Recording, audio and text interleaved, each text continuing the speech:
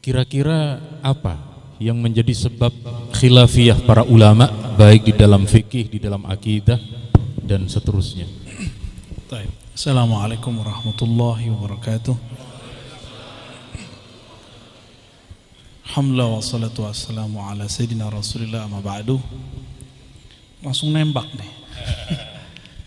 Kenapa ada khilafiyah setelah Rasul? Apa gimana? Betul, setelah Rasul.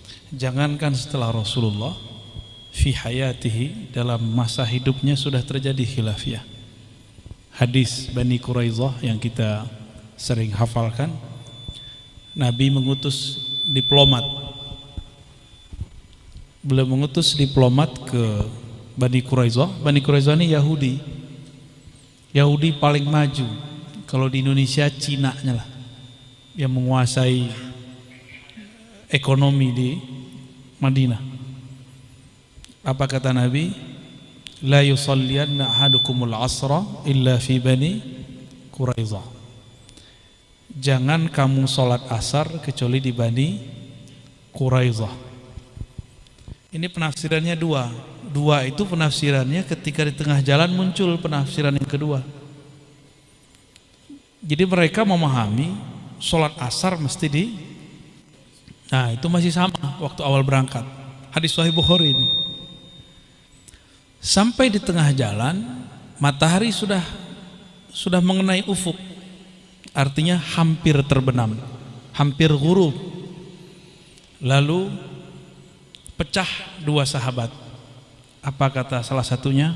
Kita sholat di sini, matahari sudah mau terbenam. Apa yang kata yang kedua? La yaqulu sallallahu alaihi wasallam la yusalliyanna ahadukumul asra illa fi Bani Quraizah. Ternyata yang pertama memahami, bergegaslah ke Bani Quraizah sehingga dapat sholat asar di sana. Kalau nggak dapat, ya sudah sholat asar di mana aja. Itu pemahaman kelompok yang pertama. Kelompok kedua tidak. Apa yang tertulis nggak boleh dirubah, nggak boleh dipahami keluar. Ya kita sebut tekstualis. Kelompok-kelompok lafziyun istilahnya. Dan itu hadis Sahih Bukhari dan Muslim. Imam Nasai malah mengumpulkan riwayatnya lebih banyak lagi. Nah, berdasarkan riwayat ini, al-ikhtilaf masyru' fi zamanin Nabi sallallahu alaihi wasallam. Ikhtilaf itu memang sudah sunatullah, sudah disyariatkan, sudah terjadi. Masyru' itu bisa arti boleh. Bisa berarti suatu yang memang kenyataannya begitu. Gimana? Berarti bukan ba'da Rasul sallallahu alaihi wasallam, lakin fi hayati, di masa beliau masih hidup. Ini yang paling fenomenal, ya.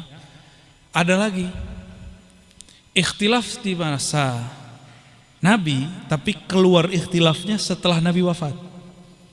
Contoh, An-Nabi la yashrab illa wa huwa jalisan. Illa wa huwa jalisun. Ya. Nabi kalau minum pasti duduk. Tapi Sayyidina Ali hinama syariba ma'a Zamzam syariba qa'iman. Jadi Sayyidina Ali ketika minum air Zamzam, beliau minumnya ya qa'iman, dia berdiri. Kata beliau, ra'aitun nabiyya sallallahu alaihi wasallam yashrabu ma'a Zamzam qa'iman. Air paling mulia itu Zamzam. Air paling mulia Zamzam, Nabi aja minumnya berdiri. Gimana tuh? Kawan kita kalau sudah ada ustadz minum berdiri langsung majruh. Langsung ini ustadz gak benar, gak aswaja, gak halus sunnah. Emang dhaif. Kita jalan-jalan di Madinah, kebetulan saya minta ditemenin sama anak Kiai Mustafa waktu itu. Ya. Dan saya kaget dia minum lagi berdiri, pakai gamis ya ala orang Madinah, terus minum berdiri. Saya bilang, oh hakaza ahlul Madinah, orang Madinah begini ya, kalau minum berdiri ya? Iya. Kami boleh minum berdiri, tapi dimakruhkan, dilarang makan jalan-jalan. Gimana caranya makan jalan-jalan? Ya, Jadi sampai sekarang di Madinah begitu, biasa minum berdiri. Ya antum kaget ya. Biasa aja ya.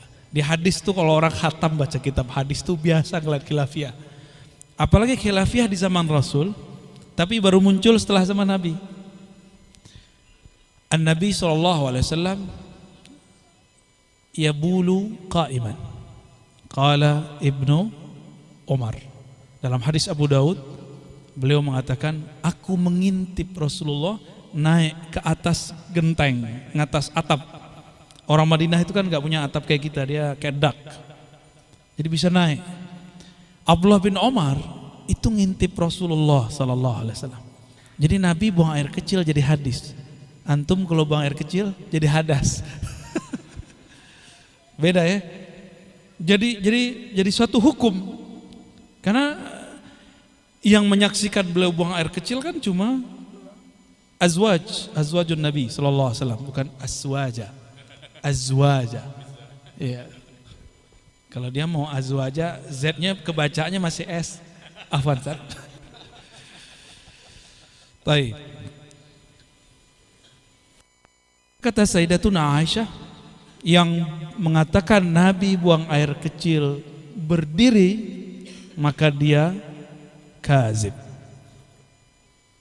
Kenapa? Karena Aisyah tidak pernah menyaksikan Nabi kalau buang air kecil berdiri. Nabi yang pertama kali buat di kalangan orang Arab toilet dalam kamar.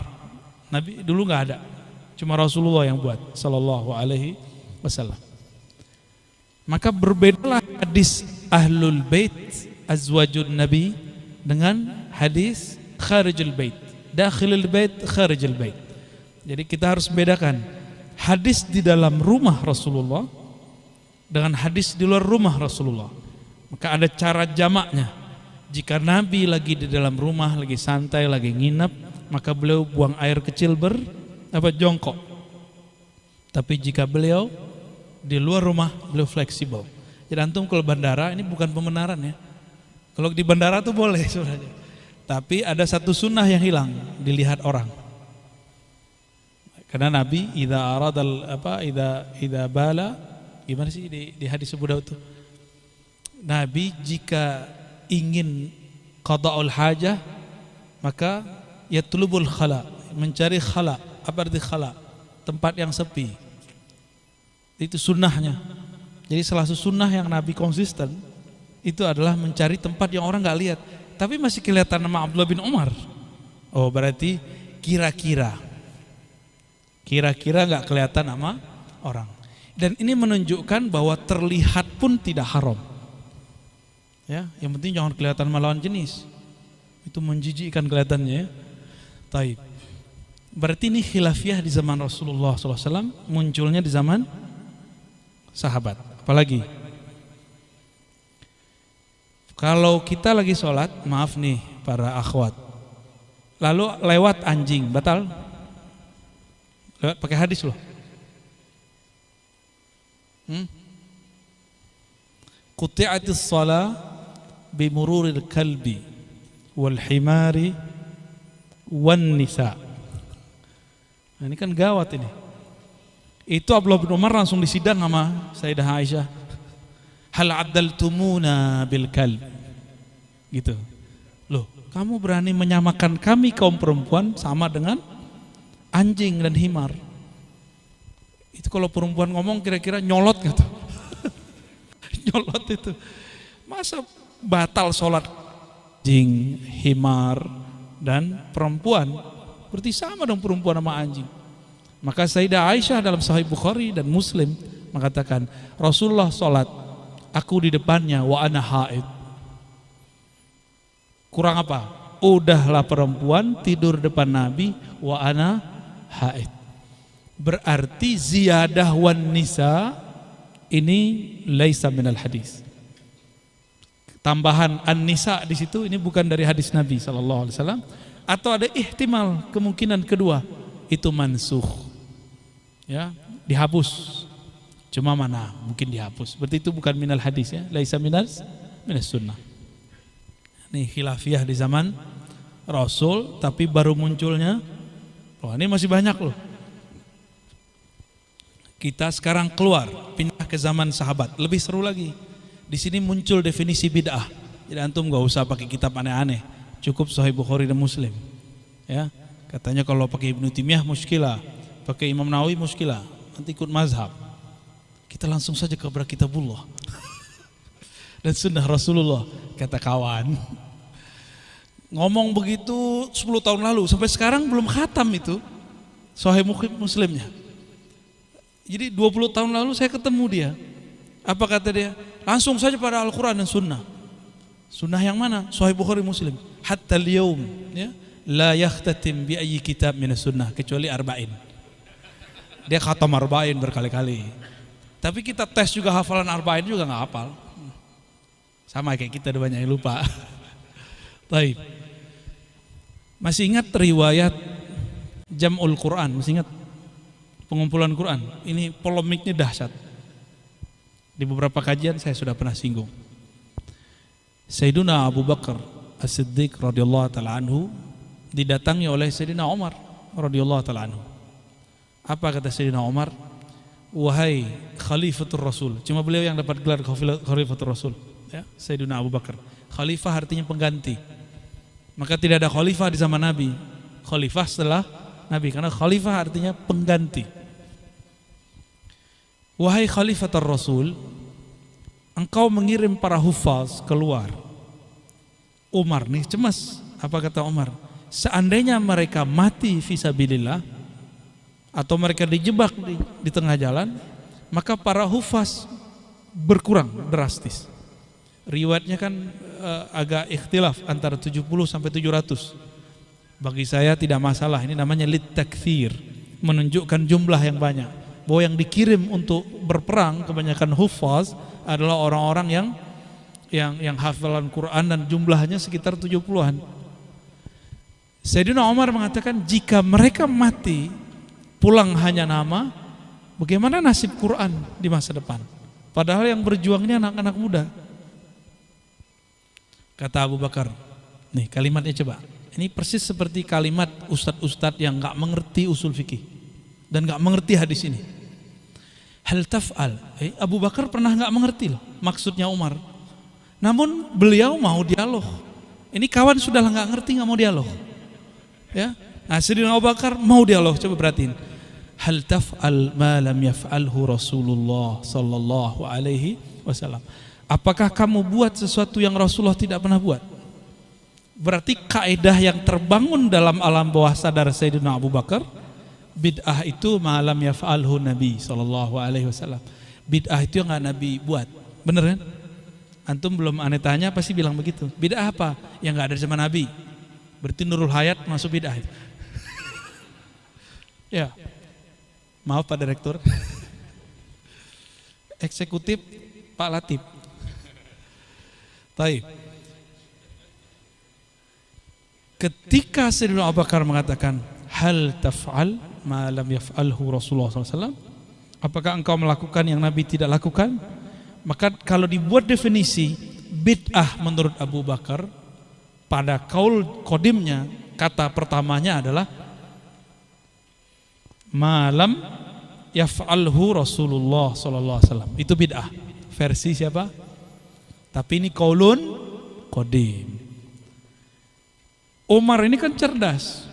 Beliau kan muhaddatsun. Bukan hanya cerdas biasa, Allah ajak dia bicara, itu muhaddats. Jadi Umar itu makom walayahnya walayah musawiyah. Jadi dia kewaliannya itu mewarisi Sayyidina Musa, maka dia bisa berdialog dengan Allah. Jadi ruhnya itu dalam keadaan apa aja bisa dialog dengan Allah. Makanya iblis takut sama dia. Ya. Itu Umar. Makanya Umar mengatakan iftikhar wa tahaddus bin ni'mah, bersyukur atas nikmat Allah, karena beliau keceplosan turun 3 ayat hukum. 3 ayat hukum itu adalah perubahan besar di tanah Arab. Salah satunya berhijab seperti akhwat-akhwat ini. Ya. Apa kata Umar? Umar cerita tentang maslahat. Sekarang orang nyebutnya maslahat. Nih kalau orang meninggal nanti begini, anak cucu kita nanti begini, nanti tidak ada lagi yang hafal, mushaf belum dikumpulkan, belum ada salinan, semua data disampaikan oleh Sayyidina Umar. Jadi dia berpikir melewati masanya. Kalau orang begini tidak bersama Allah, dia tidak bisa tembus ke masa depan. Ya, maka dia cerita masa depan itu dibutuhkan Musa-Musa beginilah kira-kira. Itu kalau Umar nggak debat tuh, nggak bisa. Makanya orang Syiah kalau benci sama Umar, robek aja Qurannya. Karena laula Umar ma qara'na al-Quran min mushaf. Kita nggak mungkin baca Quran dari mushaf. Kan banyak juga ya. Katanya di Jawa Timur ada Syiah ya, Sibeh. Ya. Tapi semoga Syiahnya sudah insaf. Dia boleh cinta Sayyidina Ali, tapi jangan hujat azwaj Nabi, jangan hujat Abu Bakar Siddiq. Maka Syiahnya disebut tasyayyu' Mahmud. Ya, tasyayyu' yang masih diperbolehkan. Itulah yang dipakai guru beliau nih, ya. Said Mamduh. Sah? Syekhuka wala ghairu syekha? Syekh jauh. Syekh lewat YouTube. Baik. Thariqah al-Youtubiyah. Kalau di luar ada wali kutub, ini wali YouTube. Baik. Jadi Sayyidina Umar berbicara apa? Maslahah. Itulah nanti keluarnya satu hukum dalam masadir ahkam syariah namanya masalihul musalah. Atau sekarang orang kembangkan lagi jadi maqasidus syariah. Ya, tapi ini terlalu jauh, yang pas ini masalah. Karena kalau maqasid itu sudah ada yang 5 itu ya. Ditambah satu lagi ekologi ya. Benar, jadi 6. Kita tambah lagi ntar ya. Azwajologi. Aswajologi, sorry. Salah terus kalau dekat beliau ini ya. Jangan-jangan antum ada maksud. Aneh biasanya baca isi hati orang.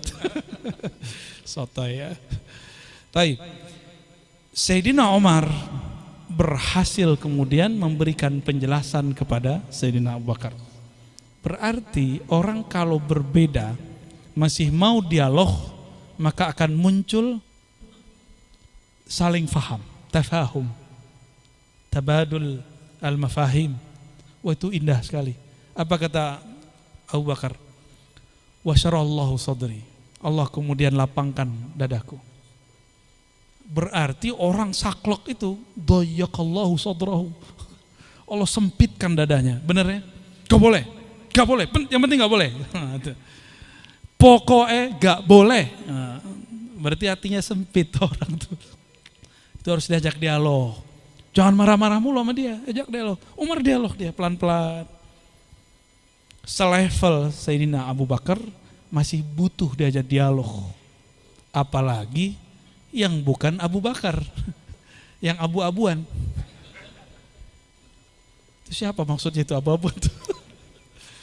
Itu masa Sayyidina Abu Bakar. Berarti sudah ada bibit itu di masa Abu Bakar. Nanti datang ke Zaid bin Sabit, sama, dia kalamnya sama. Berarti majmu' di kalangan sahabat bahwa bid'ah yang Nabi tidak buat. Tapi dia oleh Omar, di masa Omar, bid'ah itu yang tidak ada maslahatnya. Ini diambil oleh Ibnu Qayyim. Kata Ibnu Qayyim, kullu maslahatin dinun. Setiap maslahat itu agama. Cuma teori doang. Ibnu Qayyim dalam penerapannya kurang greget. Keburu meninggal karena polemik mulu sama sufi, habis itu jadi sufi dia. Polemik mulu sama orang Syafi'iyah, tapi nggak sempat jadi Syafi'i ya. Wallahu a'lam bishawab. Gitu, Syekh. Jazakumullah. Jadi sekali lagi kalau kemudian kita lebih memperluas bacaan atau paling tidak menyeimbangkan informasi yang selama ini kita menganggap tuduhan bid'ah melulu, tuduhan yang tidak diajarkan oleh Nabi, padahal ternyata tadi sudah beliau ungkap, sudah beliau sampaikan sekian banyak hadis yang beliau ucapkan itu hadis semua, ya. Hadis semua, riwayat semua. Hadisnya kalau di masjid kan tidak boleh, nanti di luar masjid. Allahumma sholli ala Muhammad. Maka saya teringat ungkapan imam kita, Imam Syafi'i dalam kitab Hilyatul Auliya, idza ra'aitu rajulan min ahlil hadis faka'annama ra'aitu ashaban Nabi sallallahu alaihi wasallam. Jadi Anda yang tadi melihat uraian hadis begitu indah, begitu banyak, dari Buya Rozi ini, kata Imam Syafi'i, saya seperti melihat salah satu dari para sahabat Nabi. Jadi sekali lagi kehadiran kita insya Allah akan menambah banyak ilmu dari awal di zaman Nabi, kemudian berikutnya adalah di masa-masa para ulama mujtahid. Ketika ada para ulama mujtahid yang berijtihad, ini kan terkadang berbeda dalam mengambil kesimpulan.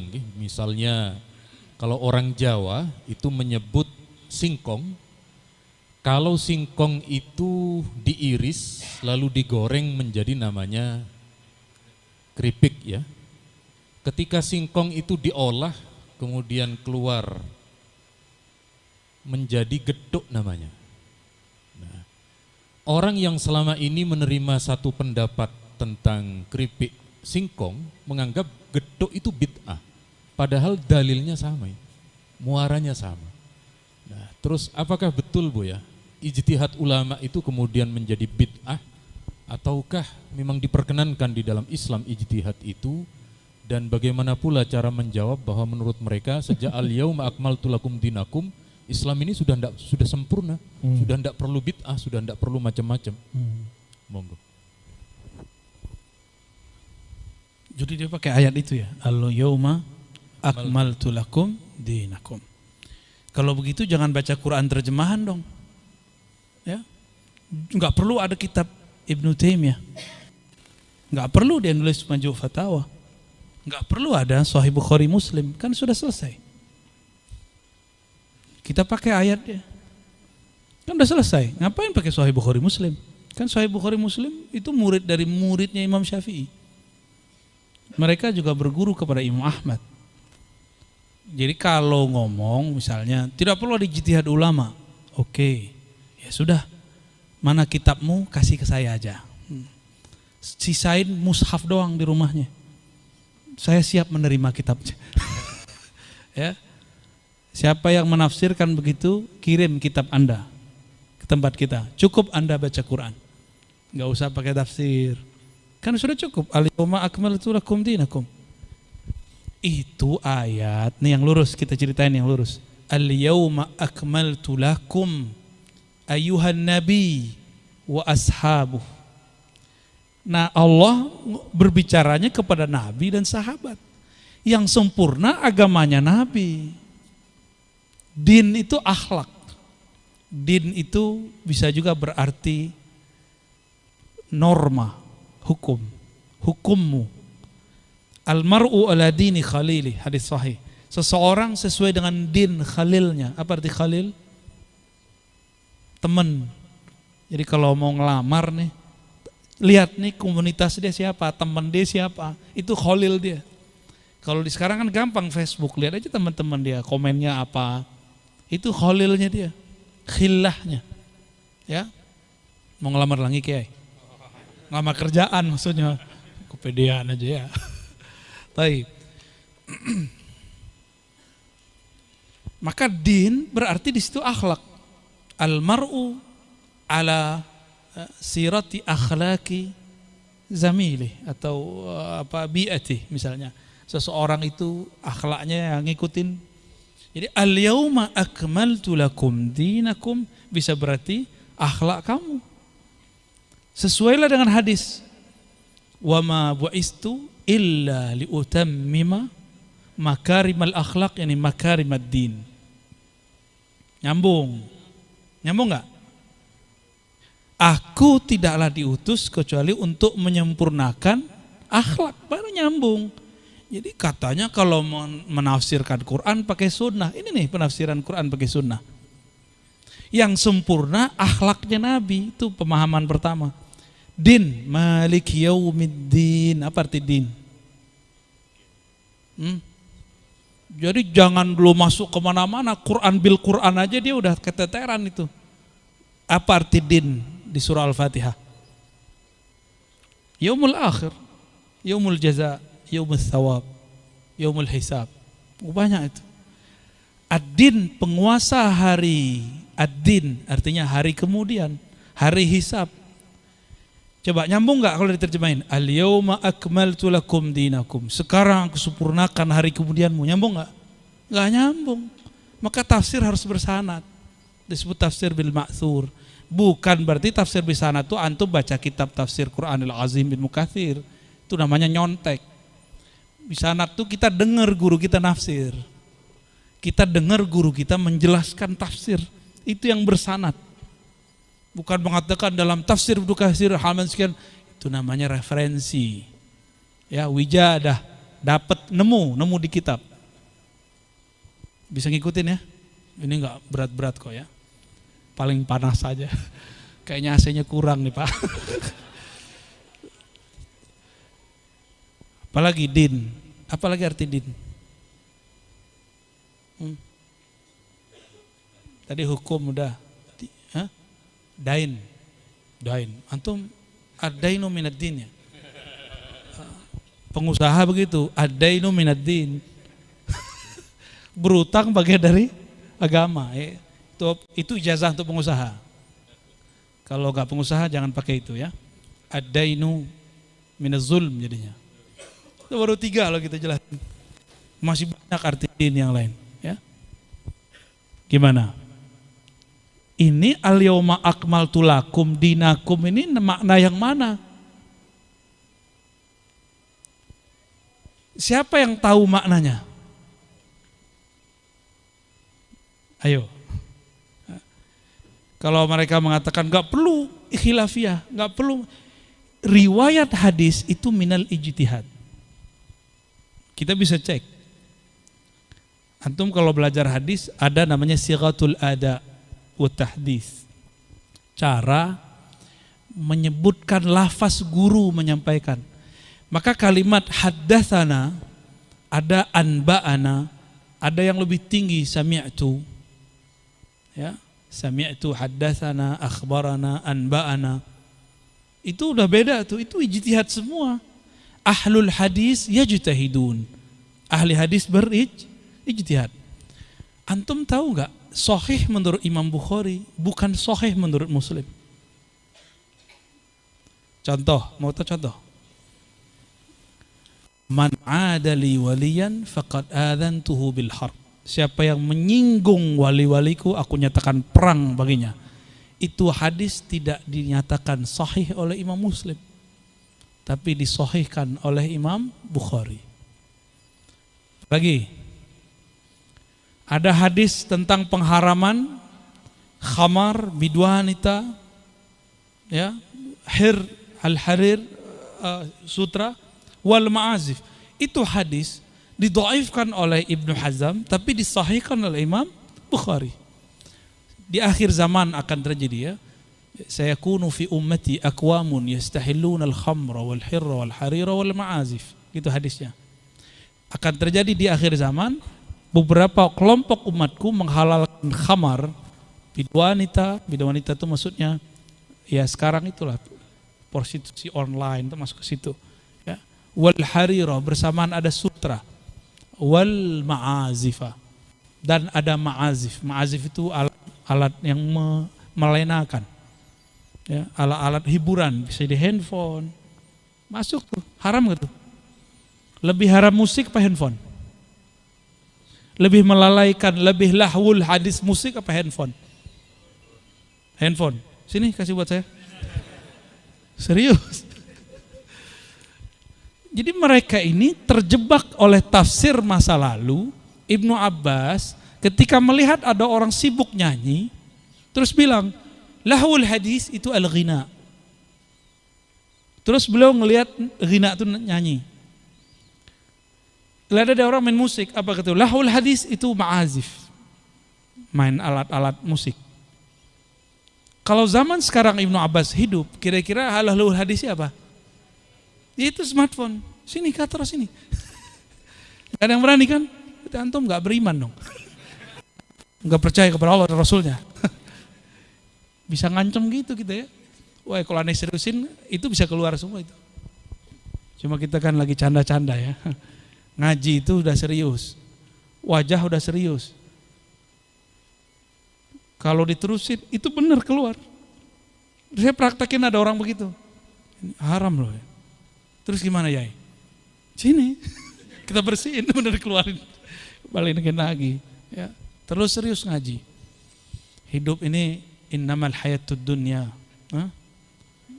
Laibun, ulahun. Dunia itu santai aja, jangan terlalu serius. Ya. Kayak beliau lah ketawa mulu kan. Kena COVID aja bisa ketawa. Makanya ini bekas trauma nih pakai cadar dagu. Orang cadar sini dia cadar. Afan ya. Mumpung depan orang Anda bisa ngerjain antum kan. Baik.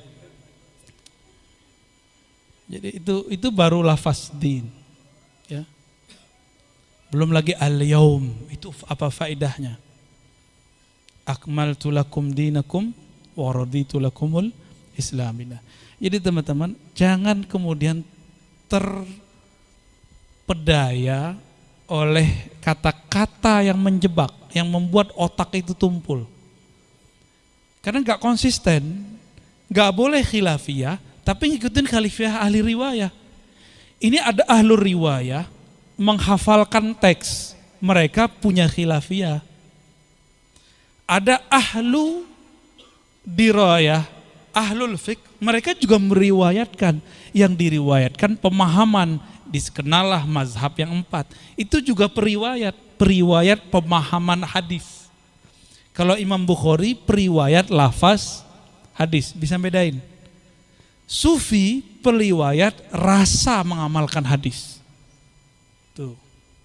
Itu diriwayatkan, harus ditransfer, ditalkin, diriadohkan, dimujahadahkan, semuanya berriwayah. Maka ahli hadis memegang satu istilah namanya musalsal. Musalsal itu menirukan guru. Gurunya begini, kita begitu. Ya, itu ada musalsal namanya biqabdil lihyah. Enggak punya jenggot tuh enggak bisa tuh, apa yang mau dipegang tuh ya. Apa namanya musalsal, memegang jenggot.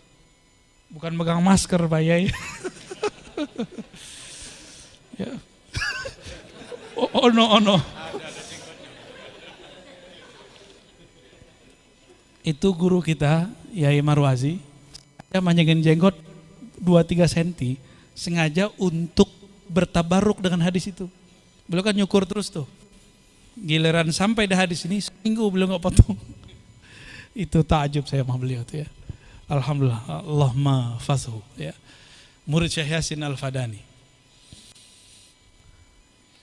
Jadi ayat ini ditafsirkan seperti itu, termasuk man fassaral Qur'an bi ra'yihi falyatabawwa maq'adahu minan nar. Siapa yang mentafsirkan Quran tidak pada tempatnya dengan ra'yunya, akal-akalan dia, siap-siap tempatnya neraka. Jadi saya nggak ngancem, Nabi yang ngancem. Nabi nggak bermaksud begitu, Allah nggak bermaksud begitu. Kita tanya ulang, dari mana dia tahu maksud Allah seperti yang dia maksud? Gimana cara tahunya? Terkadang memang ada orang berpendapat, lalu pendapat itu disandarkan pendapatnya Allah begitu. Astagfirullah. Itu lebih bahaya Fir'aun itu. Ya, kalau Fir'aun dia udah ada muqaddimahnya, ana rabbukumul a'la. Aku Tuhan kamu yang tinggi. Kalau ini kan dia ngaku Tuhan, tapi pendapatnya seakan-akan pendapat Tuhan. Ini kultus itu ada 2. Kultus sosok, kelompok sama. Ada kultus pemahaman. Kalau orang aswaja dituduh kultus sosok. Jangan-jangan antum objekkan kultus nih. Kalau dicium bolak-balik gak? Ya, bolak-balik. Enggak. Tarik. Capek, nari udah biarin aja sih. Ya. Bener, capek gak? Wah, antum gak pernah digituin orang ya? Udah begini gak ada yang cium tangannya. Ini beliau udah ngumpetin, dikejar tangannya sama orang ya. Emang sakti ini. Udah gitu aja deh. Tentang ijtihad ulama, apakah kemudian bisa diklaim bid'ah? Mulai gerah ya. Ini itu biasanya saya taruh untuk nggak kena AC di sini. Taib. Ijtihad ulama kalau yang ijtihad antum, ya. Kalau ente yang ijtihad tuh, itu bid'ah itu. Tapi kalau Rasulullah punya pewaris disebut ulama, al-ulama warasatul anbiya, ulama pewaris para nabi. Jika yang ijtihad ulama itu bukanlah bid'ah, maka kita definisikan ulang bid'ah, ya. Kita ambil imam dari imam yang anti bid'ah, Ibnu Taimiyah. Ya, saya sudah sering sebutkan ini di kajian-kajian sebelum pandemi, ya. Dalam kitab Iqtida' Shiratal Mustaqim 2 jilid mujalladan. Beliau mengatakan al-bid'atu ma lam yadulla alaihi dalilun syar'i. Bid'ah itu yang tidak ada dalil syaraknya. Saya mau tanya, dalil syarak ada berapa? Syariat itu dalilnya ada berapa? Kata kawan 2 aja, Quran sama Sunnah. Nah, kayak gitu debat sama Kiai Ma'ruf, ya. Dikit lah kan berubah jadi khazin ke Amin kan. Bukan wakil ketua MUI, wakil presiden. Gimana? Kata kawan, sumber hukum cuma 2, Quran dan Sunnah. Ini kan jahil yang ngomong begini. Al-qail bihi jahilun. Ya, itu yang ngomong orang jahil. Orang jahil nggak usah ditanggapin. Fa'arid anil wa'arid fa'arid. Wa'arid anil jahilin. Berpaling dari orang jahil. Nggak usah dilayani orang begitu. Cuma masalahnya sekarang udah masuk ke YouTube, masuk ke masjid, bikin rusuh di mana-mana. Makanya beliau kemudian ngomporin saya untuk bahas itu lagi. Padahal ini pembahasan udah saya kubur sebelum pandemi. Baik. Ijtihad ulama disebut bid'ah. Abu Bakar ulama enggak? Umar ulama enggak? Mereka beda, bid'ah enggak? Bukhari punya kaidah sahih, Muslim punya kaidah sahih. Mereka ulama enggak? Gimana? Bid'ah enggak? Hati-hati ketika berbicara. Jadi benarlah kata Nabi di Sahih Bukhari itu, bisa jadi orang berbicara la yara ba'san, dia mengira enggak apa-apa, tapi ketika dia ngomong begitu yahwi sab'ina kharifan, dia jatuh ke dalam neraka Jahannam sab'ina kharifan, 70 kharif, 70 musim. 70 musim sana. Kalau di sana 1 hari 1000 tahun. 70 musim antum kalian 70.000 tahun baru jatuh di bawah api neraka. Dia ngomong sembarangan. Hati-hati kalau berbicara itu. Karena sama dia dengan mengatakan Imam Syafi'i, para sahabat itu ahli bid'ah semua. Atau mereka bukan ulama. Saya dengar ada orang bahlul ngomong, jika Imam Syafi'i berbeda dengan Nabi, dahulukan Nabi. Itu benar-benar gila itu. Kok ada logika setan begitu tuh?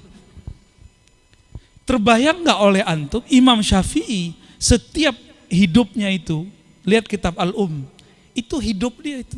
Mulai dari awal bangun sampai tidur lagi semuanya sunnah. Imam Bukhari belum ada zaman itu. Nggak ada keluar dari sunnah. Itu Imam Syafi'i, dia katakan apa? Kalau Syafi'i beda sama Nabi, dahulukan Nabi. Loh, kita kenal Nabi itu karena berkat Imam Syafi'i. Kayaknya harus kita ganti nih. Kalau Nabi beda sama ente kita pecel. Kita jadiin pecel aja dia, ya. Ini gawat bener orang-orang begini. Belakangan tambah menggila. Apa kata dia? Kalau sahabat beda dengan Nabi, maka kita harus ikut Nabi, tinggalkan sahabat. Itu orang di dalamnya apa itu? Iblis atau apa itu? Ini gergetan loh kalau saya begini. Kenapa? Ini lebih bahaya dari Syiah, lebih bahaya dari Mu'tazilah, lebih bahaya dari Khawarij. Khawarij itu cuma mengkafirkan Sayyidina Ali, Sayyidina Muawiyah dan kelompok mereka berdua. Kalau Syiah memfasikkan sahabat-sahabat besar selain Ahlul Bait. Kalau ini apa kata dia? Jika sahabat berbeda dengan Rasul, maka kita tinggalkan sahabat, ikut Rasul. Sama enggak dengan Syiah? Mereka juga enggak percaya Ahlul Bait. Itu sahabat dia siapa lagi? Ahlul Bait dia siapa lagi? Ini berbahaya. Logika-logika ini dipakai oleh orang-orang awam. Ini kalau dibiarkan tubuhnya tubuh muslim, tapi ruhnya bukan ruh suci, tapi itu ruh kegelapan, ruh iblis di dalamnya. Ya, logikanya udah nggak benar. Dan antum ini bukan nakut-nakutin. Ke depan kalau ini tidak diredam akan tambah banyak. Maka orang-orang seperti Kiai Ma'ruf Qasim harus kita jaga benar. Ya, karena beliau serius ngurusin itu. Kalau saya udah convert ke tasawuf. Ini dipaksa murtad lagi nih. Fadal. Jazakumullah. Nah, jadi sekali lagi kita kemudian menjadi lebih faham, menjadi lebih mengerti untuk menjaga tutur kata, untuk menjaga hati biar tidak suudzon. Nah, kemudian berikutnya kita akan memasuki fase yang kata beliau tadi disebutkan riwayat rasa dalam mengamalkan hadis yang dikenal dengan, kalau di sini di perkotaan Bu ya, istilah sufiyah itu identik dengan kuburiyun begitu itu, sehingga kemudian di kota ini menyebutnya dengan istilah tazkiyatun nufus meskipun isinya sama seperti ketika melarang mengucapkan sayyidina itu bid'ah, tapi giliran bersalawat untuk junjungan kita Nabi Muhammad lah, junjungan itu kan sayyidina. Jadi satu sisi dibid'ahkan, sisi yang lain diamalkan. Tapi tidak apa-apa, ini kita tidak mempermasalahkan soal itu. Yang perlu kita kaji mendalam, kalau Nabi mengajarkan bacaan kiroah kepada 4 sahabat, lalu kemudian menjadi kiroah sab'ah, lalu kita hari ini menerima Al-Quran yang kita terima dari para guru kita, proses dari rasa mengamalkan hadis sehingga menjadi sufi, alurnya bagaimana Bu? Waduh, ini mulai nyosor kembali lagi nih, masuk Islam lagi nih. Tadi cuma keluar rumah sebentar. Keluar rumah sebentar ya. Nabi ngomong, "Shallu kama ra'aitumuni sholli." Salatlah kamu seperti kamu memandangku salat. Ada yang ngelihat Nabi salat? Maka perlu siapa? Langsung saja ke sunnah gitu ya. Sunnah siapa?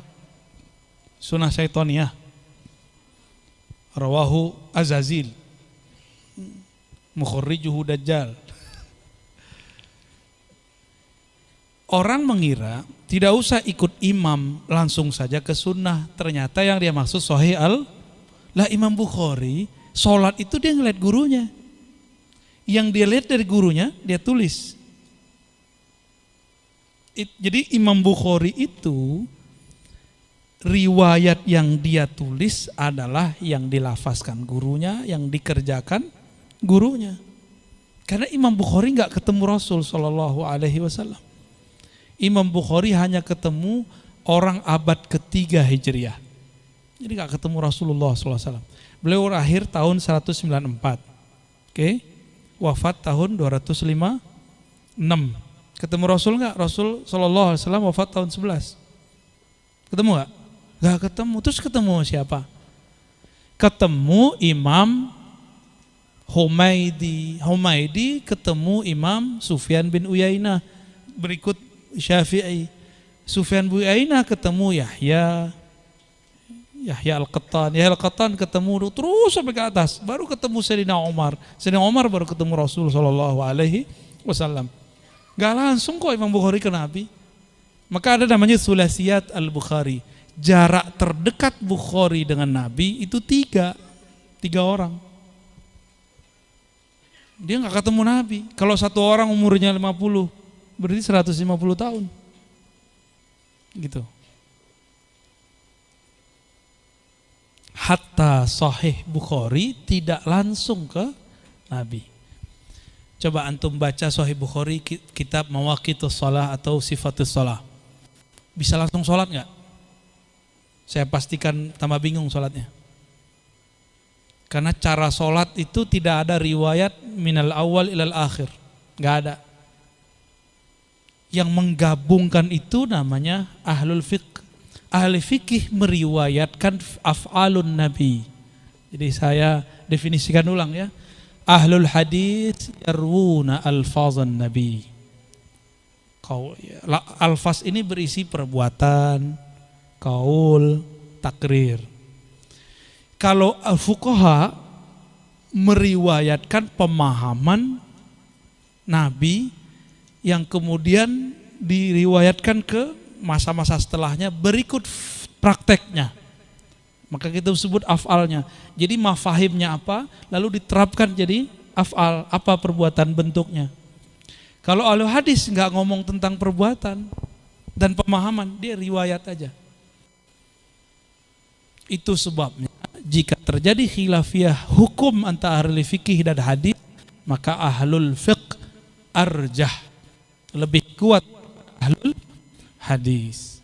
Jika terjadi perbedaan antara orang ahli akidah dengan ahli hadis, maka didahulukan ahlul akidah karena dia meriwayatkan pemahaman Nabi. Jika terjadi perbedaan pemahaman antara ahlul azwaq, ahli rasa, dengan ahli hadis, didahulukan rasa jika berkaitan dengan rasa. Tapi jika mereka kelompok ahli hadis, ahli fikih, ahli akidah, ahli rasa ini berbicara dalil, maka yang lebih ulama siapa? Lebih utama siapa? Ahlul hadis. Gitu. Jadi kalau referensi ke ahli hadis, kalau pemahaman sekantung ilmunya. Ahlul hadis itu bukan sebuah mazhab, bukan sebuah manhaj. Tadi saya sudah sampaikan, manhaj Imam Bukhari beda dengan Muslim. Ada 7 manhaj dalam Sahih. Itu baru yang tertulis.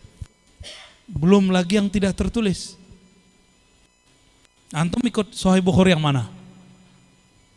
Khatam aja belum. Benar gak? Tahu gak sanad inamal amalu binniyat? Satu hadis aja tuh gak tahu. Mau langsung ke Rasulullah. Mikir-mikir dulu kalau mau langsung ke Rasul. Itu mati bunuh diri namanya itu ya.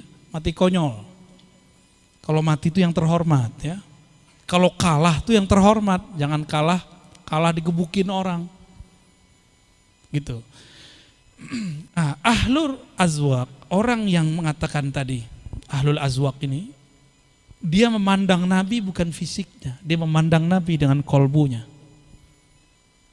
Jadi sholatlah kamu seperti kamu melihat aku sholat. Ahli hadis menyatat gerakan-gerakannya, ahli fikih meriwayatkan cara-caranya, ahlu tasawuf mereka meriwayatkan rasa yang ada saat sholat. Itu bisa diriwayatkan. Jadi rasa itu bisa diriwayatkan. Rasa itu bukan murni, oh itulah dari Allah, betul dari Allah. Tapi kan rasa itu ada kliknya, bisa dibuka. Maka Imam Ghazali berani sekali mengatakan, ilmu fikih itu ilmu ma'rifatus sihhah wal batil. Ya, as-sahih wal batil. Sedangkan ilmu tasawuf ma'rifatur rad wal qabul. Canggih gak tuh? Amal antum diterima atau tidak? Kalau ahli fikih bilang apa? Hanya Allah yang itu mah bagi Imam Ghazali cemen. Ente orangnya terbelakang. Ya. Beragamanya belum beres itu. Imam Ghazali bisa pastikan amal kita diterima atau tidak. Ada indikatornya, ada ilmunya. Hadisnya ketahuan mana yang diterima, mana yang tidak. Ahli fikih juga tahu sah dan batal. Masa ahli tasawuf tidak boleh? Ya, ahli hadis, ahli fikih udah. Ahli tasawuf masa nggak boleh buat indikasi sendiri? Mereka juga punya ijtihad. Zikir yang betul-betul wusul itu ada indikatornya. Ada tahapan-tahapannya. Salat kan dimulai dari takbir, diakhiri dengan salam, benar? Sama. Tasawuf itu diawali dengan taubah, diakhiri dengan ridha. Ada cara-caranya. Sebagaimana Rasulullah SAW mengajarkan, begitu juga kita mengajarkan. Kalau ingin rapi dalilnya, belajar ke ahli hadis. Kalau ingin rapi gerakan sholatnya, belajar ke ahli fikih. Jika ingin rapi kolbunya, belajar ke ahli tasawuf. Gitu, ya. Jadi sekali lagi inti yang dari beliau sampaikan terkait dengan zauk. Zauk itu cita rasa ya. Jadi ilmu tasawuf itu diambil dari akhlaknya Nabi. Jadi bagaimana Nabi bermuasyarah dengan para sahabat, dengan orang-orang tidak pernah menunjukkan rasa sombong. Itu kalau kemudian di dalam kitab tasawuf, di dalam kitab Ihya biasanya ada di juz 3 dan juz 4. Ya, Rubu'ul Muhlikat, Rubu'ul Munjiat. Nah, sekarang ini ya, alhamdulillah beliau kemarin rawuh ke pondoknya Kiai Hamid di Pasuruan. Kiai Hamid itu pernah dawuh begini, ruhnya kitab Ihya itu ada di juz 3. Ya, jadi di Rubu'ul Munjiatnya.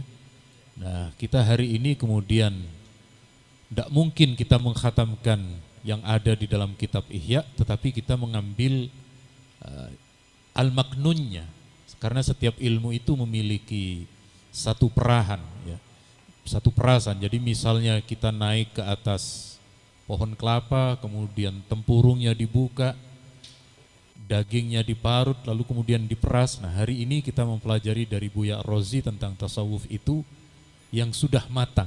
Ya. Kalau masih suluk, ya memang tetap perlu, tetapi paling tidak menjadi sebuah pemahaman bagi kita, ternyata orang yang mempelajari ilmu tasawuf itu memiliki dalil dari Nabi, kemudian dibenarkan di dalam Islam, dan sebenarnya seperti yang beliau sampaikan, itu adalah tujuan dari hidup justru terdapat di sana.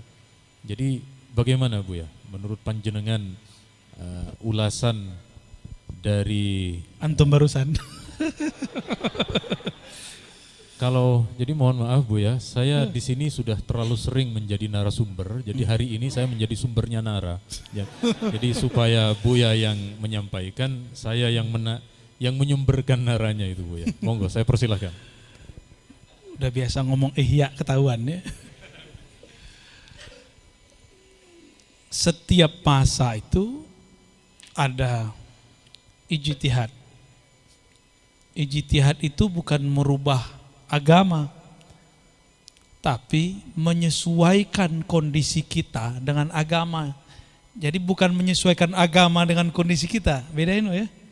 Jadi ijtihad itu adalah adaptasi masa ini terhadap agama dari Allah Subhanahu wa taala. Ketika kita beradaptasi dengan agama, maka akan beda caranya. Orang Jawa, Madura, Sunda, Betawi, Sumatera itu udah beda caranya.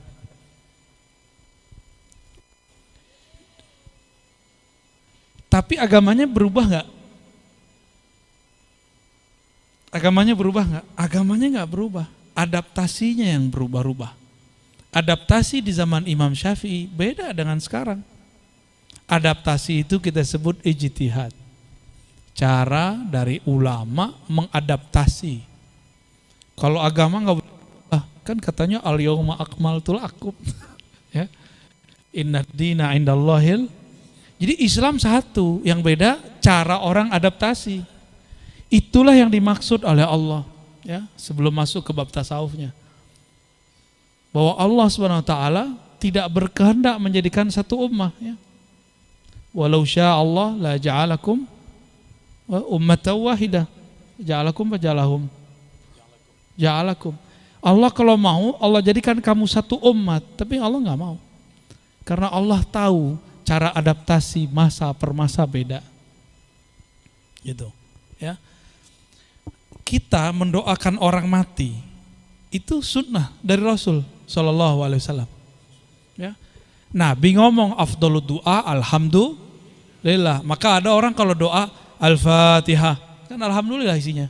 Alhamdulillah kan nama surah Al-Fatihah. Al-Fatihah. Itu doa itu. Ya. Tapi kelompok yang antum sebut tadi enggak begitu. Idza mata al-insan inqata'a 'amaluhu illa min thalas. Dari dulu sampai sekarang hadis itu aja, enggak ada perkembangan. Karena baca Sahih Muslimnya enggak khatam-khatam. Itu kan hadis Sahih Muslim itu.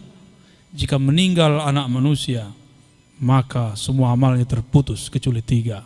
Nomor 3-nya waladun salihun yad'ulah, anak soleh yang mendoakannya. Jadi kalau tidak anak tidak sampai.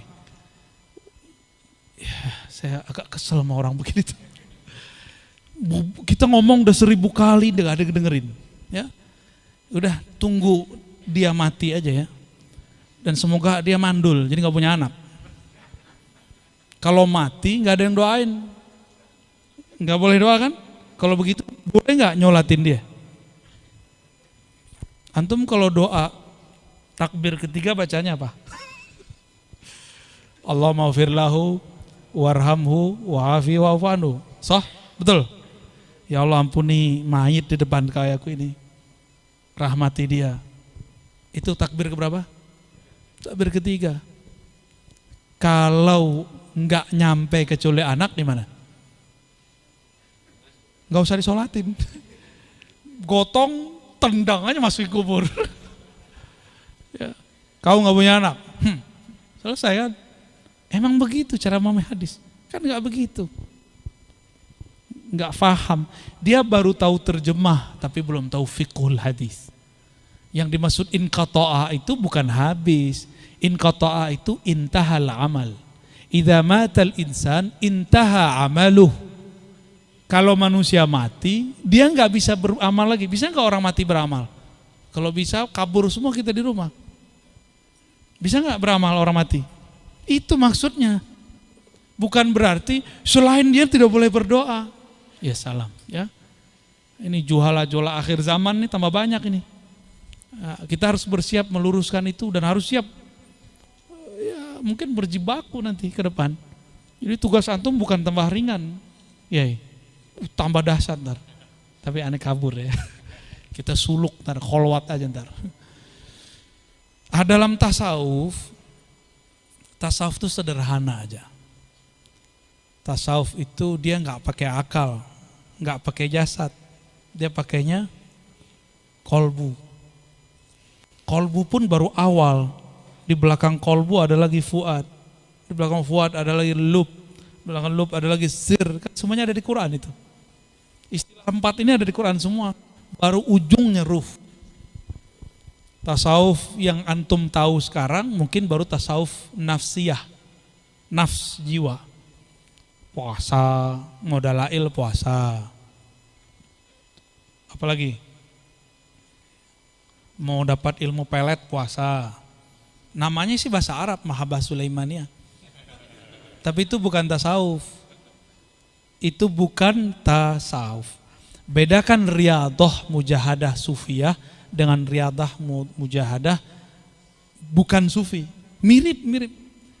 Kopiah juga sama. Tasbihnya sama.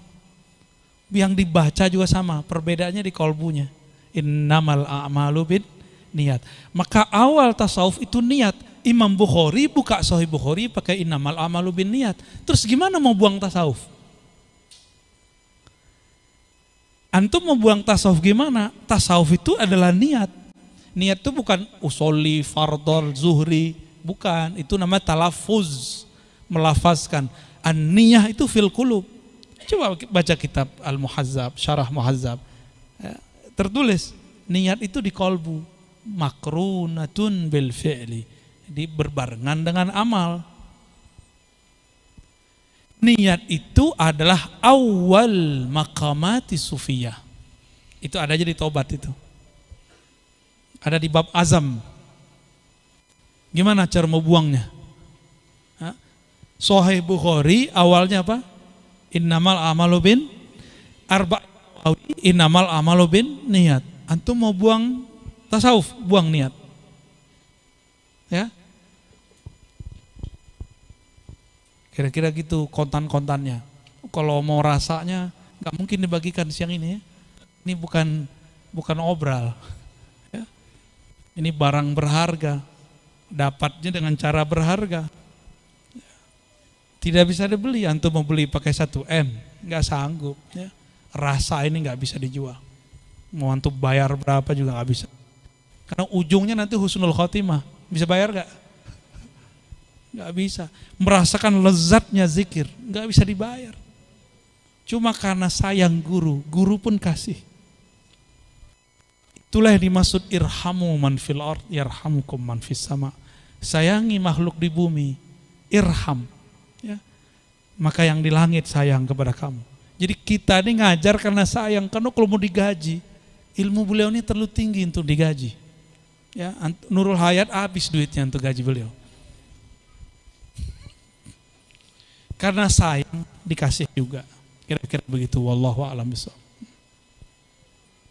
Tinggal panjenengan yang memberi anunya apa? Ilmunya, Buya. Ya, masa sumur jalan-jalan.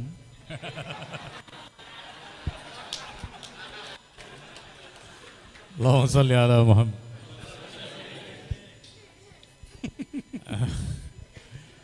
Terus bagaimana ini Buya? Kita kan di dalam hati itu ada dua khotir ya, ada dua pembisik. Begitu kita bangun, itu kan ada bisikan, ayo bangun sholat subuh tahajud. Tetapi ada bisikan tidur dulu masih 3:30, masih jam 3. Kalau di dalam Al-Qur'annya wa nafsi wa ma sawwaha fa alhamaha fujuraha wa taqwaha qad aflaha man zakkaha wa qad khaba man dassaha. Ini cara bagi kita, sebab hampir semua ini ada pengajian Buya Ar-Razi berbarengan dengan kawan ulang tahun. Ikut ngaji apa ikut ulang tahun itu kan selalu Ikut ngaji. Alhamdulillah. Kalau kemudian hati tergerak datang hadir ke majelisnya para kiai, para habaib, berarti kita menangkan itu. Nah, ketika dua hal itu terus berkecamuk di dalam hati Buya, resep ataupun cara agar kemudian mengalahkan yang bisikan syaitan dan kemudian mengarah kepada bisikan yang baik itu bagaimana Buya? Jawabannya ada di ayat itu, fa alhamaha fujuraha wa taqwaha. Maka dia memberitahu kepada jiwa bahwa di dalam jiwamu, di dalam dirimu ada fujur dan takwa. Bukan berarti Allah yang mengilhamkan fujur, bukan. Allah mengilhamkan nafs jiwa. Jangan salah paham ya. Ini kelompok Jabariyah mengatakan kalau saya fujur, saya zolim, saya maksiat, itu Allah yang mengilhamkan. Itu nahunya udah kena tuh. Fa'alhamaha, mana? Ya, maf'ul awalnya siapa nih? Nafs. Dia mengilhamkan sang jiwa. Apa yang diilhamkan? Fujuraha, maf'ul tsaninya. Bahwa di dalam jiwamu ada fujur. Jangan salah paham. Kalau terjemahan yang PA tuh ya, dialah yang mengilhamkan kefajiran di dalam dirimu berikut ketakwaan. Berarti Allah maha fajir dong, ya. Maha takwa dua sekaligus. Enggak, itu salah. Ayatnya enggak ngomong begitu. Kan fujuraha, bukan fujurullah. Ya, benar ya? Oke. Jadi gimana caranya? Nabi kasih kisi-kisi, istafti qalbak. Tanyalah kolbumu supaya bisa bertanya ke dalam kolbu. Qad aflaha man zakkaha. Bersihkan dulu nafsmu, baru engkau bisa berbicara dengan kebeningan kolbumu. Dan itu nggak mungkin kalau nggak berguru. Orang nahu soraf aja ada gurunya, orang nulis abata saja ada mursyidnya. Terus antum bilang saya udah ngaji, cukup ngaji Ihya, nggak perlu pada guru. Itu pengkhianat Ihya. Karena penulis Ihya Ulumuddin berguru.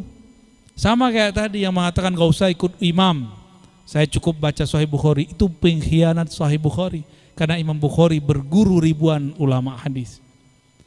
Imam Ghazali loh punya mursyid. Antum udah punya mursyid belum? Belum. Gimana mau jadi ulama? Gimana mau jadi wali? Wali setan kali ya? Kan wali dua aja, waliur rahman, waliur syaitan. Yang gak berguru wali setan. Man la syaikha lahu fa syaikhu syaitan. Sederhana, sesederhana itu. Dan betapa sombongnya para fuqaha, ahli nahu, ahli sorof, ahli baca kitab kuning, para kiai.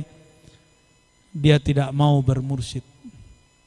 Dia cuma, saya cukup thariqah saya Quran. Ya salam. Quran itu kan punya guru. Ente baru ngambil gurunya, hafalannya, tajwidnya, belum isyarahnya. Untuk ngambil isyarat Quran mesti ada mursyid lain. Gitu. Maka Imam Syafi'i enggak gurunya satu, gurunya banyak. Hafalannya Az-Zanji, pemahamannya Imam Malik. Gurunya siapa lagi? Banyak beliau punya guru.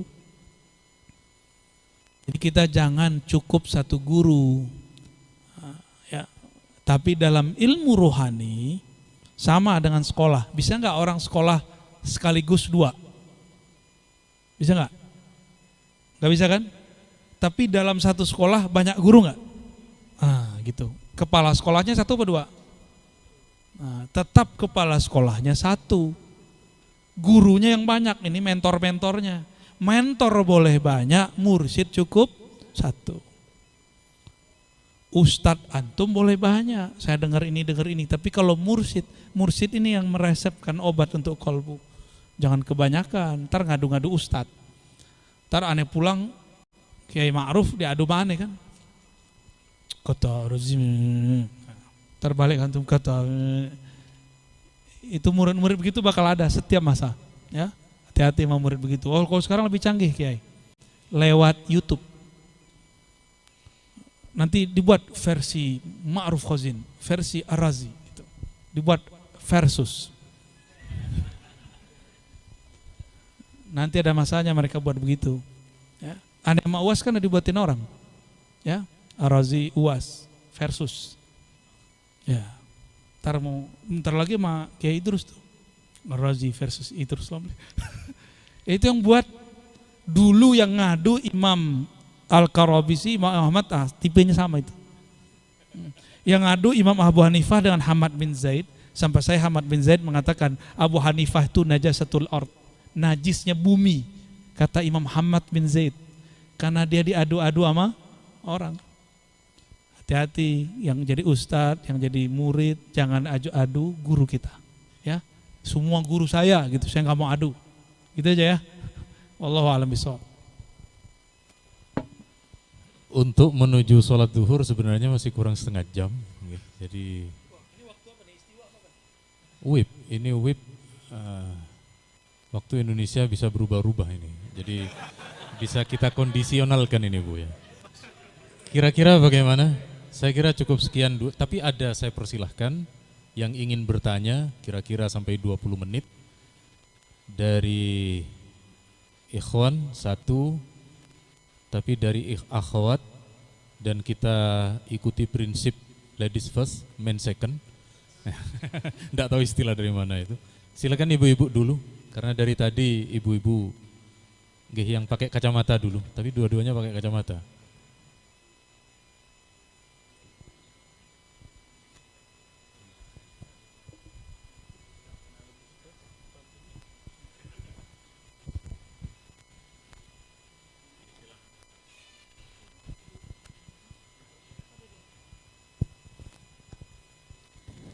Assalamualaikum warahmatullahi wabarakatuh. Terima kasih Bu ya atas penjelasan dan kajian-kajian dari YouTube yang telah kami peroleh. Mudah-mudahan bermanfaat buat kami semuanya, dan kami mohon ridhonya Bu ya untuk mengikhlaskan. Pertanyaan kami, banyak dari kalangan ibu-ibu yang bertanya, kami cuma mewakili. Ketika perempuan itu udur Bu ya, itu ada semacam kerinduan untuk sujud, untuk baca Quran. Itu menurut Buya bagaimana kalau ditinjau dari orang-orang yang ahli tasawuf, ketika perempuan udur itu ingin selalu dekat dengan Allah sementara dia dalam keudurannya itu tadi. Terima kasih Buya. Wassalamualaikum warahmatullahi wabarakatuh. Mohon maaf, tadi pertanyaannya melenceng dari tema. Enggak, masih berkaitan ya. Perempuan lagi haid gitu ya, tiba-tiba rindu mau sujud. Wah, bukan rindu mantum. Rindu mau sujud. Kita ambil kiasnya ke Sayyidina Abu Sa'id dan Abu Hurairah. Jadi beliau ini lagi junub, belum mandi, kan gak ada WC dalam rumah, gak ada kamar mandi dalam rumah, adanya di hammamat. Maka beliau keluar, ketemu Rasulullah SAW. Rasulullah ini kalau ketemu bukan nunggu dicium tangannya, Nabi yang nyodorin tangannya. Tuh, beda sama kita ya, beda bener sama kita. Kalau saya kabur.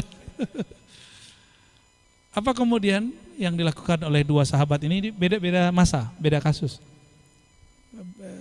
Kejadiannya hampir sama, tapi beda waktu ya. Mereka mengatakan, saya sedang junub wahai Rasulullah. Apa kata Nabi SAW? Yang junub kan bukan tanganmu. Paham kan yang junub mana? Maksud junub di situ yang kotor. Akhirnya sahabat ini pakai adab. Dia tetap gak mau. Dia merasa dirinya kotor. Langsung kabur mau mandi. Mereka merasa tidak pantas bersentuh dengan Nabi dalam keadaan junub.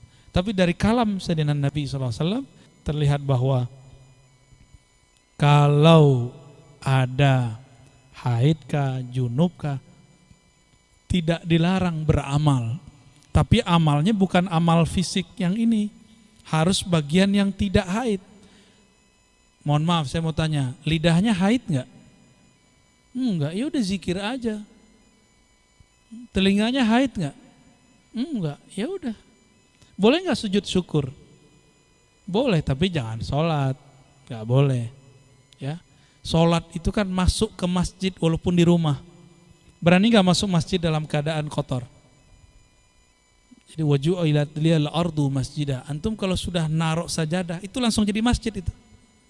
Itu dalilnya.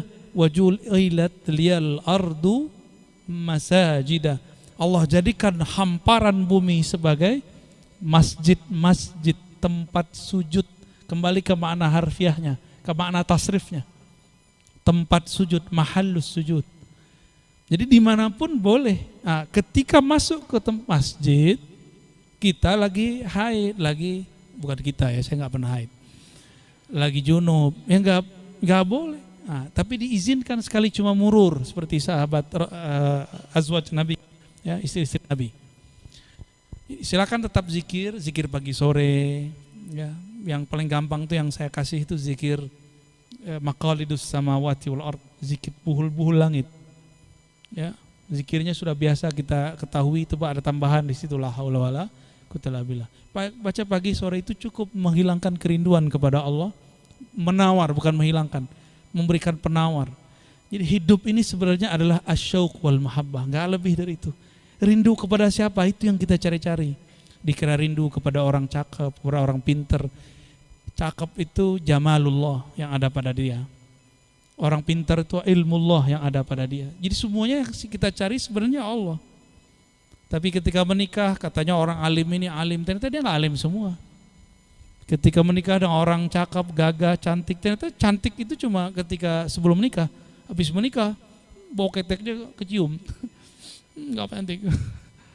Apalagi mukanya mulai jerawatan, mulai keriput segala macam. Jadi yang kita lihat itu sebenarnya tetap sifat-sifatnya Allah. Orang itu hidup cuma cari itu. Itu yang disebut wa ma khalaqtul jinna wal insa illa liya'rifun, liya'budun, ya. Maknanya liya'rifun. Kenapa pengen ya'rifun? Karena mereka yuhibbunani. Mereka cinta kepadaku. Kita kalau udah kenal cinta kan? Kalau sudah kenal, udah cinta, pengen cari tahu namanya enggak di Facebook, di YouTube, di Google, di Instagram, kita input namanya. Maka ma'rifah ula itu ma'rifatul asma. Ma'rifat pertama itu kenal nama dulu. Ya, antum cari-cari nama kan? Nah, nama si dia tuh orangnya di belakang samping tuh. Ya. Yang dia juga nyari dia. Ya. Dia itu bahasa Arabnya huwa. Maka huwa, ujung huwa itu adalah Allah. Kul huwallahu ahad. Capek kalau coba cinta makhluk. Oh, saya cinta sama mursyid. Belum tentu juga mursyid itu menyampaikan kepada Allah. Siapa tahu berhenti di kemursidannya.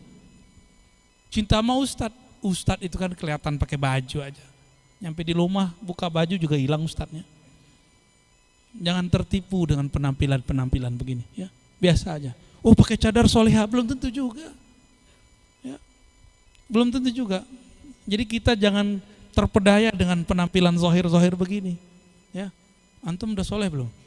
Sarungan mulu kan? Hah?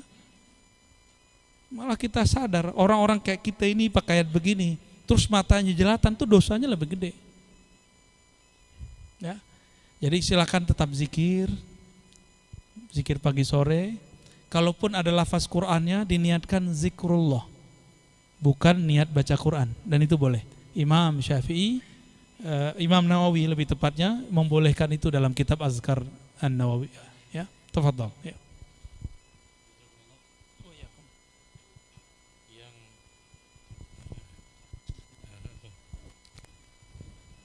Yang kedua, ini dari depan Ustadz.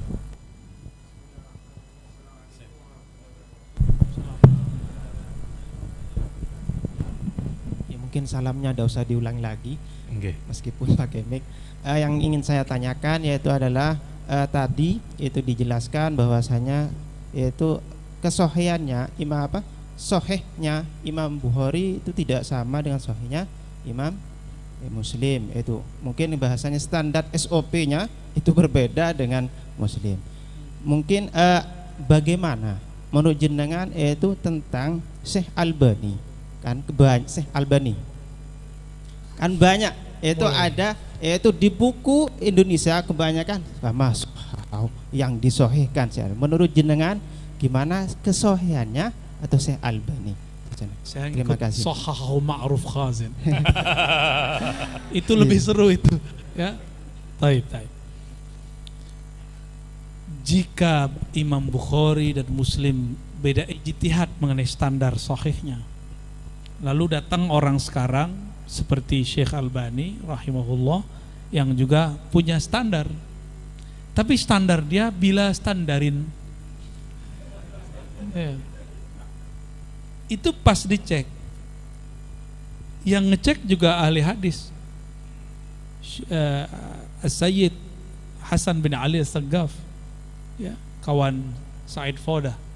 Tapi belakangan mereka debat lagi dalam bab akidah. Tapi dalam hadis ini bagus. Tanaqudat Albani Al-Wadihat, 3 jilid. Jilid pertama sudah memuat 1000 kontradiksi Albani sendiri.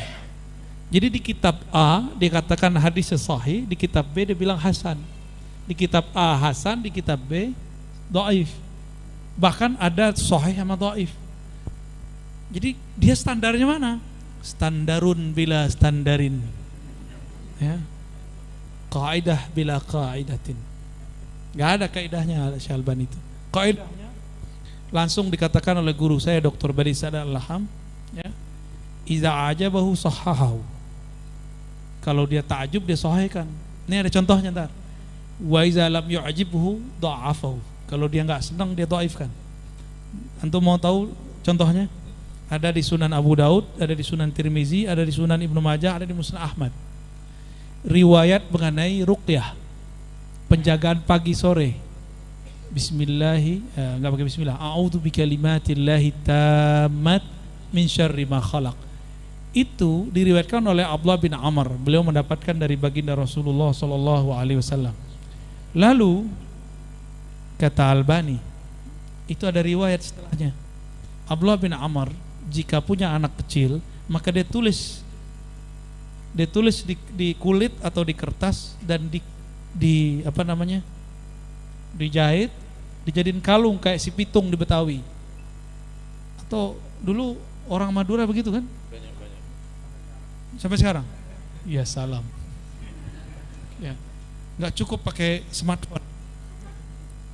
Antum mau kirim sihir ada mas smartphone ketahan sama dia tuh. Ya, kalau smartphone-nya smart kolbu. Terus gimana? Kata Syekh Albani, qit'atul ula sahihah wa qit'atul tsaniyah laisa bisahih. Jadi yang sahih cuma bagian depannya doang, yang bagian belakang beliau membuat jimat untuk anaknya itu tidak sahih. Itu kan suka-suka dia kan? Jadi benarlah kata Syekh Badi Sayyid Al-Laham, idza ajabahu sahahu wa idza lam yujibhu dha'afahu. Ya. Tapi ala kulli hal itu Albani khalas. Dia kan mustaghil bil hadis. Antum udah mustaghil bil hadis belum? Ya, dia 20 tahun lebih loh ya mustaghil bil hadis, sibuk sama hadis. Kita belum. Maka hargai Albani sebagai bahithul hadis, pembahas hadis. Sebatas itu kita hargai. Dari mana saya tahu ini? Dari Syekh Said Mamduh, murid Syekh Yasin Al-Fadani. dalam kitabnya, dalam disertasi dia, kan serius nih disertasinya. Beliau mengatakan Albani ini muhaddis tapi ala dia gitu. Dia buat ala-alaan dia sendiri. Karena sanad cuma punya satu. Terus muridnya belot. Termasuk yang di Yordan itu belot. Tahu muskilah dia. Apalagi muridnya yang ulama, Dr. Al-Azami. Ya. Dr. Al-Azami, saya pernah dapat liqa beliau sekali waktu di Ma'had. Itu beliau juga sama. Dulu mengikuti Albani, lalu menentang Albani. Terjadi dialog dengan Said Mamduh tuh. Apa kata Dr. Said Mamduh? Kalau engkau sekarang sudah setuju dengan Albani, kenapa engkau diam? Kenapa tidak berani mengkritisi? Beliau ditanya begitu, lebih diam lagi. Ternyata mereka hidup di negeri yang negeri itu sangat menghormati Albani. Saudi. Jadi di Saudi antum coba-coba kritik Albani, sama di sini dengan antum mempermasalahkan Hadratus Syekh Hasyim Asy'ari. Sama.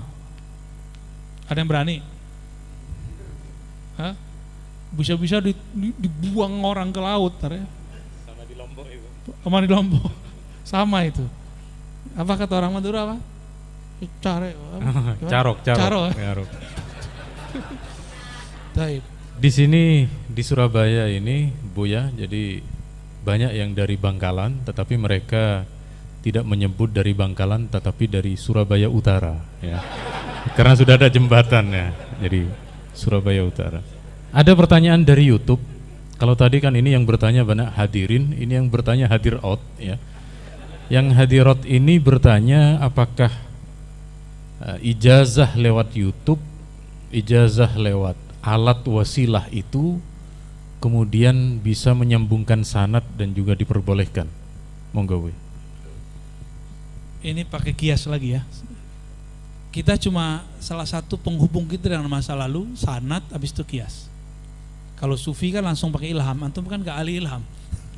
Ya, gak bisa koneksi kan. Ya, Ihlam Yahudi namanya, terjadi Ihlam Yahudi. Pakai kias. Al-Musnid atau Musnid Dunia, Syekh Muhammad Yasin Al-Fadani qaddasallahu sirrahu, Al-Makki, ya, beliau lahir di Mekah, besar di Mekah, tapi orang kita. Murasalah dengan Sidi Ahmad Al-Ghumari. Murasalah, apa arti murasalah? Kirim surat, minta ijazah. Maka berkirim suratlah mereka sebelum ketemu, nanti ketemu lagi, jadi 2 kali dapat sanad. Dulu sosial medianya cuma surat-suratan, zaman-zaman kita masih kecil dulu. Masih dapat nggak? Wah, ini udah nggak dapat nih, ya. Ya, udah nggak dapat ya. Kalau antum masih dapat. Ya, pernah ngirim surat cinta nggak dulu? Pernah ya? Pasti ditolak. Syekhina Muhammad Yasin Al-Fadani, semoga Allah merahmati beliau dan murid-muridnya dan pengikut-pengikutnya dan mengambil sanad dari beliau. Itu berkirim surat tidak hanya ke sana, ke India, ke Sudan, kemana yang beliau nanti kalau beliau biasanya sudah punya waktu luang baru pergi. Ini cara perginya juga dulu kan zaman nggak ada paspor. Kadang nggak pakai tiket pesawat, nggak tahu-tahu udah nyampe. Dan itu dia disaksikan oleh murid-muridnya. Ada muridnya di Hadramaut. Itu sampai bersumpah-sumpah kepada Allah bahwa Syekh Yasin ada di sini, tapi muridnya di Mekah bilang enggak, kita ada di sini di Darul Ulum. Tuh mereka sampai tengkar begitu. Ya dua-duanya benar sih. Kayak orang Tuban dengan Syekh Sunan Bonang ya. Bawayan. Ada Bawayan, ada Lasem, ada Tuban. Ya mereka nyaksiin semua. Yang dilihatnya benar, tapi yang terlihat belum tentu asli. Yang asli ya cuma satu. Nah dulu sosial medianya pakai surat. Kalau sekarang sosial medianya pakai apa? Pakai FB. Maka ada ijazah al-FBwiyah. Ada ijazah lewat Instagram, ada ijazah lewat macam-macam sekarang. Namun ijazah murasalah tidaklah sekuat ijazah bil liqa. Sahih, tapi kesahihannya jika nanti diadu dengan orang yang ketemu, dia jadi lemah. Apalagi jika informasinya berbeda. Ya, misalnya informasi yang dia dapat mengenai Syekh Fulan A oleh orang ketemu B, maka ijazah yang disebut mahfuz, yang diterima ini yang B, yang A disebut syaz. Gitu. Jadi sah nggak? Sah, tapi kekuatannya tidak seperti kekuatan orang ketemu. Ya beda dong ya. Inna fi dzalika ladzikra liman kana lahu qalbun aw alqasama wa huwa syahid. Beda orang yang ada kolbunya datang, badannya datang dengar dan dia syahid, dia menyaksikan, dengan orang yang melihat dari jauh. Imam Bukhari zaman gak ada pesawat datang loh ke Mekah, datang ke Basrah. Antum sekarang cuma masalah pandemi takut keluar. Ya, kebangetan. Imam Bukhari gak ada pesawat itu. Bisa loh datang kemana-mana. Mungkin kaum rebahan kali ya. Sukanya rebahan aja sambil nonton dapat ijazah qabil tuh. Enak amat hidup zaman ini. Wallahu a'lam bishawab. Betullah kira-kira yang disampaikan oleh Sayyidil Habib Umar bin Hafid. Kata Habib Umar Al-Yamani dari Yaman, dulu mencari ilmu itu sulit tapi mudah mengamalkan. Hari ini mendapatkan ilmu itu mudah, di berbagai medsos, di berbagai grup mudah, tapi mengamalkan yang sulit. Jadi karena ini waktu sudah jam menunjukkan zuhur, dan sebenarnya beliau ini sudah di Madura, tetapi kemudian berhasil kita kalau menculik, tapi beliau mau ya. Saya kira bukan menculik. Tetapi kita minta kesediaan waktu, dan alhamdulillah saya kira sudah tuntas dari jam 10 sampai jam setengah 12. Yang terpenting dari perjumpaan ini, seperti yang beliau sampaikan tadi, adalah awal dari ijazah ilmu yang beliau berikan kepada kita secara langsung. Dan andaikan nanti di kajian-kajian yang lain Allah memberikan ilmu kepada beliau yang baru, kemudian penjelasan-penjelasan yang belum kita terima hari ini, maka insya Allah juga bagian dari kelanjutan ilmu yang telah beliau berikan kepada kita hari ini. Dari saya cukup sekian, mohon maaf kalau semua dituruti bertanya, maka tidak ada kesempatan, dan kita menghargai beliau, kita juga menjaga kesehatan beliau. Dan yang terakhir, karena beliau ini musafir, doanya insya Allah mustajab. Sekaligus kita todong untuk berdoa, karena dakwatul mazlum mustajab. Jadi langsung dua-duanya sebagai musafir. Antum mau didoain apa? Satu istri saja karena istri saya ikut, Bu ya. Kecuali kalau tidak ikut. Saya persilakan, Bu ya. Baik, teman-teman semua, mari kita mulai doa kita dengan baca surah Al-Fatihah. Bismillahirrahmanirrahim. Maliki yaumiddin. Iyyaka na'budu wa iyyaka nasta'in. Shiratal ladzina an'amta 'alaihim. Allahumma ya munazzil Al-Fatihah. Ya Allah yang menurunkan surah Al-Fatihah. Iftah lana rahmatak. Iftah lana abwaba rahmatik. Ya Allah, bukakanlah pintu rahmatmu. Allahumma salli wa sallim wa barik ala Sayyidina Muhammad. Ya Allah, sampaikan salam rindu kami, salam cinta kami kepada baginda Nabi Muhammad sallallahu alaihi wasallam. Allahumma ya Ghaffar ya Ghafur, ighfir lana dhunubana wa liwalidina warhamhum kama rabbana shighara. Ampunkan kami ya Allah, ampunkan dosa guru-guru kami, orang tua kami, dan yang hadir pada siang ini. Allahumma ya alim, ya alim, ya aliman bidhati sudur. Ya Allah yang mengetahui isi hati kami, ampunkan semua khatarat, lintasan-lintasan hati kami. Bersihkan semua dosa-dosa di dalam jiwa kami. Jadikan kami orang yang melakukan man zakkaha, membersihkan jiwanya. Allahumma ya Rahman ya Rahim ya Karim ya Azim. Meskipun kami banyak dosa ya Allah, ampunanmu jauh lebih besar ya Allah. Fa'aghriqna bimaghfiratik, maka leburkan kami dalam ampunanmu yang luas ya Allah. Allahumma waffiqna wa ahlana wa zurriyatina wal hadirin wal hadirat li ta'atik. Ya Allah, beri hidayah kami, gerakkan kami zahir dan batin kami. Begitu juga yang hadir, anak keturunannya semuanya ya Allah, untuk taat kepada Engkau.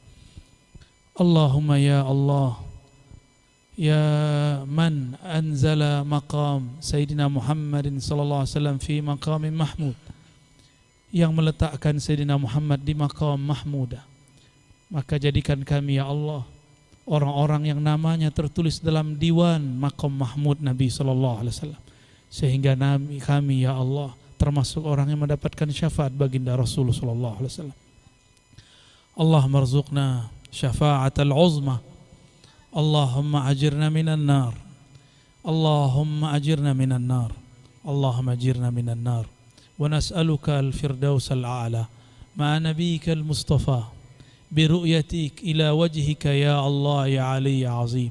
Ya Allah, izinkan kami masuk ke surga firdausmu, memandang kepada indah wajah Rasulmu, dan izinkan kami selalu menatap kepada Engkau ya Allah. Allah marzuqna ru'yatak, Allah marzuqna ru'yata nabiyyik, Allah marzuqna mujalasas salihin, mujalasatas salihin.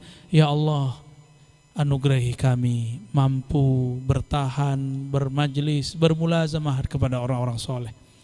Allahumma rabbana atina fid dunya hasanah wa fil akhirati hasanah wa qina adzabannar.